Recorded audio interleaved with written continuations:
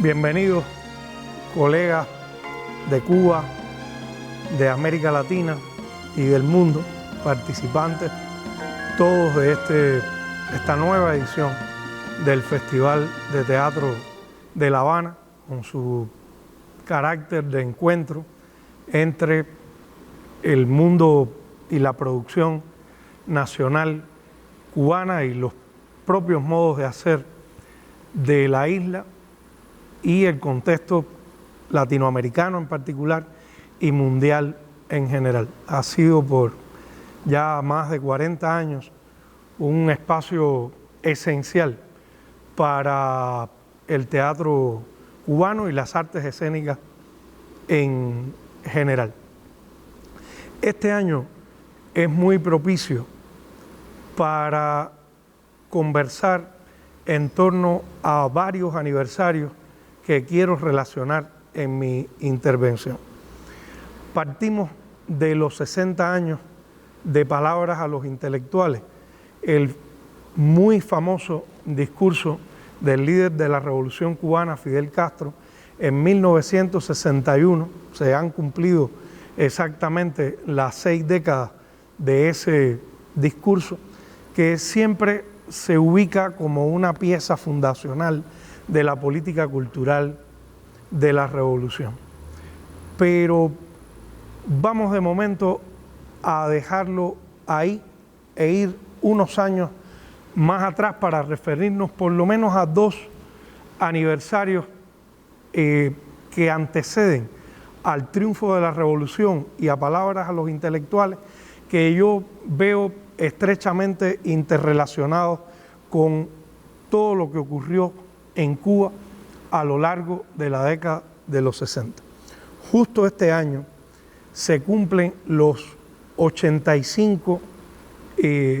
años de lo que mi maestra y maestra de muchos, Raquel Carrió, dio en llamar la pelea cubana por la modernidad, que no era más que el deseo del teatro cubano de actualizarse con respecto a lo que ocurría en el mundo, fundamentalmente en Europa y América del Norte, en Estados Unidos y, si queremos ser más precisos aún, en algunas capitales de Europa y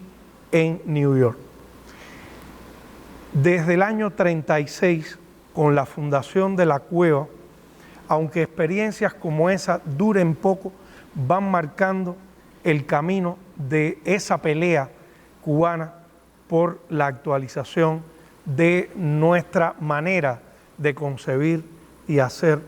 el teatro. Todas aquellas primeras iniciativas, muchas de las cuales tienen a los mismos nombres asociados, buscan un repertorio más moderno, un repertorio de la renovación que tiene lugar en ambos puntos que ya referí, para dialogar con un público que también se buscaba como un público nuevo. Estamos a fines de los años 30 y a principios de los 40 en Cuba. Aunque, repito, las iniciativas duren poco, van sembrando el camino. A partir de los años 40, esas iniciativas se asentarán más y durarán más en el tiempo, siempre con un esfuerzo colosal de los participantes en cada una de esas aventuras.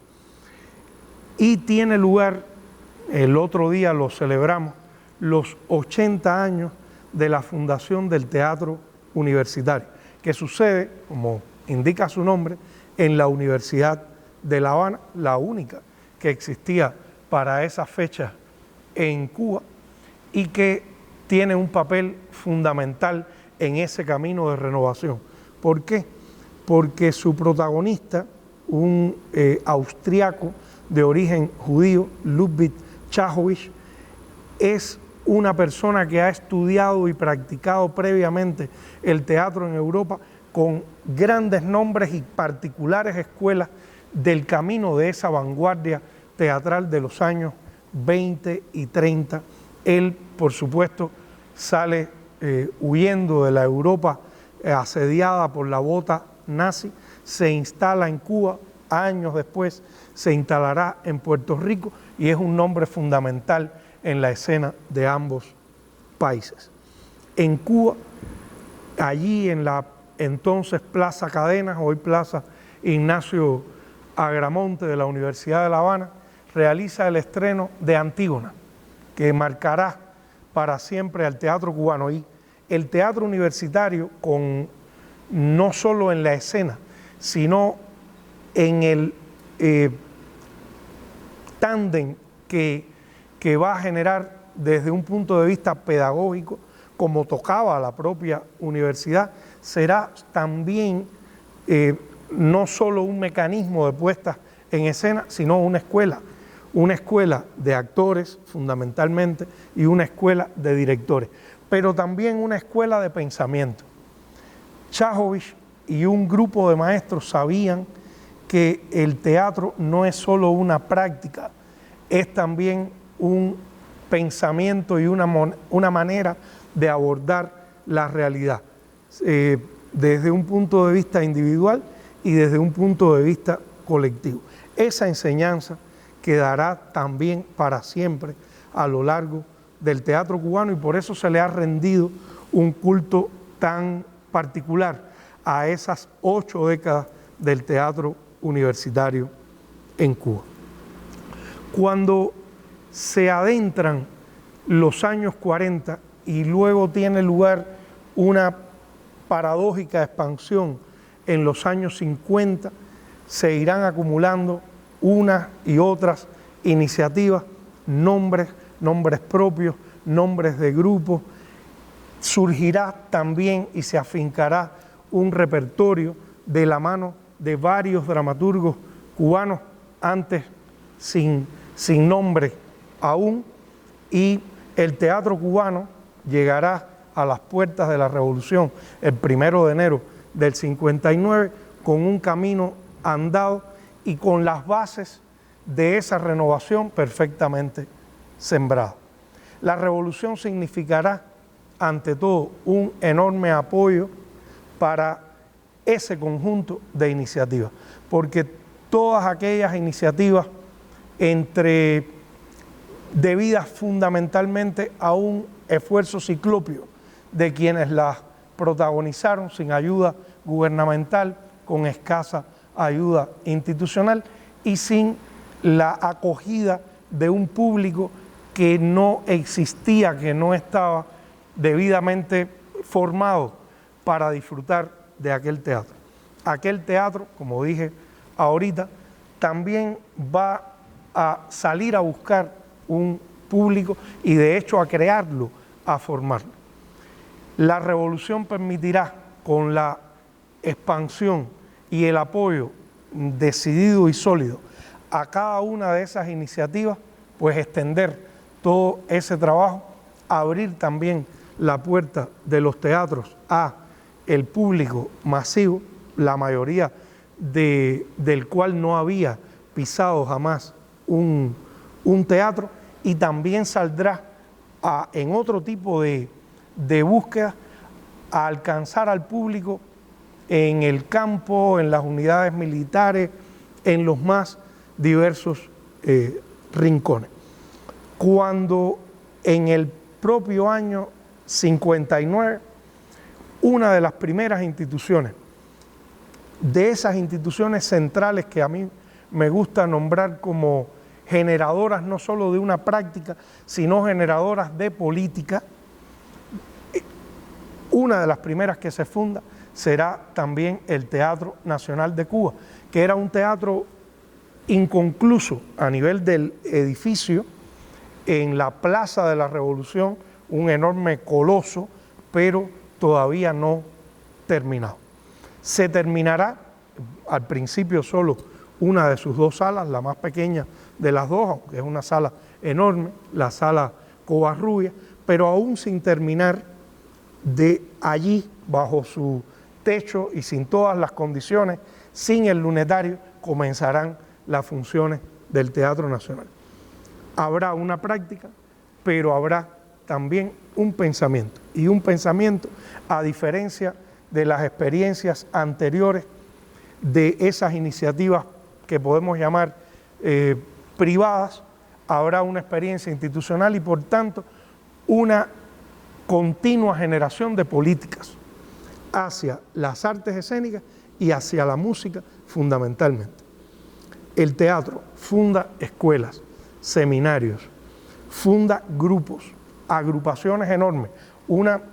que rescata de la abandonada Filarmónica de La Habana y se funda la Orquesta Sinfónica Nacional. Se funda el conjunto de danza moderna bajo la dirección de Ramiro Guerra, que generará a lo largo de todos estos años y hasta hoy un enorme potencial de la danza en la danza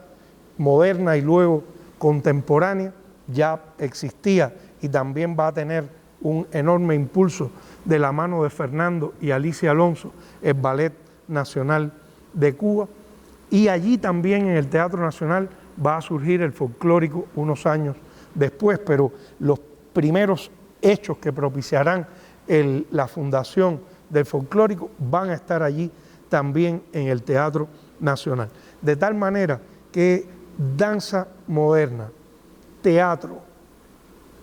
sinfónica, otras experiencias musicales, seminarios, el estudio justamente de lo folclórico, algo que es tan natural y hasta que se identifica automáticamente con los cubanos al punto de rayar el cliché muchas veces. Sin embargo, era algo antes de la revolución existente, pero para nada legitimado en los espacios sociales, cuando más estudiados por grandes figuras de la antropología y la etnología cubana. Lo que hace allí de un lado Ramiro, lo que hace del otro González Mantici en la Orquesta Sinfónica, lo que hace Argelier León, lo que hace por supuesto Isabel Monal, la primera gran directora de ese teatro, son las líneas maestras del teatro y de todas estas manifestaciones en la revolución. No puedo dejar de recordar que instituciones como el ICAI o la Casa de las Américas se habían fundado en ese periodo y tenían justamente también sus perfiles de líneas de desarrollo con respecto a las políticas culturales. Pero para nosotros, para el Festival de Teatro, para el Consejo Nacional de las Artes Escénicas hoy y para todos los colegas cubanos e internacionales, es importante saber de dónde venimos, y venimos de ahí. Es una historia que no podemos olvidar. Hay muchos granitos sumados y ese gran impulso que reciben las políticas escénicas a partir del año 1959, unos escasos meses después del triunfo de la revolución, con todas sus enormes tareas al mismo tiempo. Este es el escenario que recorre el 59 y también el 60, tiempo de fundaciones, como alguna vez podemos robar ese término a Alfredo Guevara, porque fue tiempo de fundaciones para todos. Y un enorme impulso cuando se habla o se tienen los testimonios de los viejos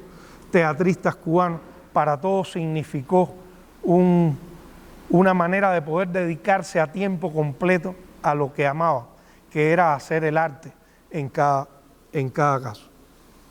Se refrendan los escenarios en La Habana, se van fundando en todas partes de la nación que no eran comunes, y se va desarrollando ese público al que antes me referí, y los estrenos y la legitimidad que la prensa le da a los estrenos. Se vive una verdadera ebullición cultural. Rine Leal, maestro de maestros,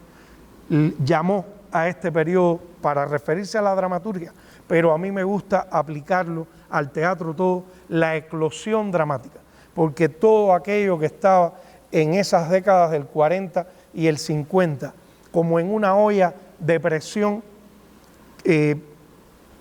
cocinándose a fuego lento y sin la posibilidad de expandirse, explota en el buen sentido de la palabra con la revolución. Fidel le dará un espaldarazo a ese conjunto de creaciones sobre las cuales él había estado al tanto y dictado política e indicaciones, le dará un espaldarazo, yo diría que final, en palabras a los intelectuales, el 30 de junio de 1961 en la sala teatro de la Biblioteca Nacional de Cuba, también en la Plaza de la Revolución, después de 3 encuentros sucesivos en aquel junio, en aquel verano del 61, como ha dicho un escritor amigo, y con las conclusiones de aquella reunión dictará los marcos de política de lo que la revolución quería con la cultura y para la cultura en los años venideros, que no era más que esencialmente, casi son palabras suyas que estoy citando, desarrollar y crear todas las condiciones para que el talento tenga las mejores condiciones para crear y se dedique a eso a tiempo absolutamente completo. Y que el objetivo de toda esa expansión no podía quedarse en regodearse en una élite que creaba, sino que había que tener un espacio de encuentro sucesivo con el público, con los públicos, formarlo y desarrollar todas las capacidades. Encontrar talento en el pueblo, para eso se crean y se ha creado ya en ese momento la primera escuela de instructores de arte en distintas manifestaciones que salieron a buscar gente de San Antonio a Maicí, de un extremo a otro de la isla, y todavía podemos encontrar por ahí a muchas personas con nombre y apellidos que proceden de ese magnífico momento, y que a su vez los instructores en música, danza, literatura, teatro, etcétera, pudieran ir formando desde la escuela y en las comunidades a gente para disfrutar de la cultura. Fidel creará siempre que ese pueblo no es solo un destinatario, sino un ente participante, que de él puede surgir esos nuevos escritores, teatristas, actores, bailarines, todo el espectro de creación artística, y que tendrá capacidad, si es instruido, para disfrutar hasta los más altos segmentos artísticos. Ese es, dicho en muy pocas palabras, lo que yo llamaría las coordenadas centrales de palabras a los intelectuales. Y él, como político al fin, un joven estadista que no había cumplido en ese momento 35 años y se enfrenta a ese gran desafío de establecer diálogo y política con respecto a la complejidad de la creación artística y literaria, él sumará y pretenderá sumar a todos los allí presentes y a los no presentes, que tenían, por supuesto, un montón de historias propias y distintas posiciones ideológicas, artísticas, políticas, al carro de la revolución. ¿Y haciendo qué? Haciendo lo que ellos querían hacer, haciendo cultura, haciendo arte, escribiendo, etc. Desde el propio año 59, Fidel había dicho otra frase que es muy socorrida en Cuba, y con razón: no le decimos al pueblo cree, le decimos le. Un buscando un espectador crítico, un espectador con cabeza propia. Y en ese sentido se ubicará también palabras para ampliar ese diapasón, no solo de la lectura que entonces era, digamos, solo lectura en el formato libro, en el formato impreso, sino buscar un espectador crítico, un lector en un sentido más amplio para cualquier manifestación artística. Los 60 en el teatro, en la danza folclórica, en el ballet, en el circo, en el conjunto de manifestaciones escénicas van a sustentar esa eclosión dramática de la que habló Rine y su